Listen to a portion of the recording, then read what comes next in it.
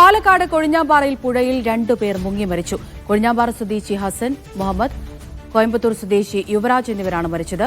പരിഹാരക്രിയകളുടെ ഭാഗമായാണ് ഇവർ പുഴയിലിറങ്ങിയത് എന്നാണ് പ്രാഥമിക നിഗമനം.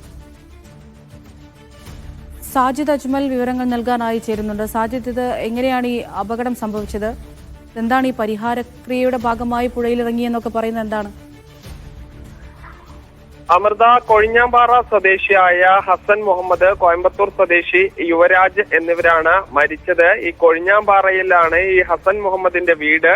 ഇദ്ദേഹം ഈ ചില ഈ പരിഹാര ക്രിയകളും ബ്ലാക്ക് മാജിക്കുമായി ബന്ധപ്പെട്ട ചില ഈ പ്രക്രിയകൾ ചെയ്യുന്ന വ്യക്തിയാണ്. അതുമായി ബന്ധപ്പെട്ട ആവശ്യത്തിനാണ് ഈ യുവരാജ് ഹസൻ മുഹമ്മദിന്റെ വീട്ടിലേക്ക് വരുന്നത്.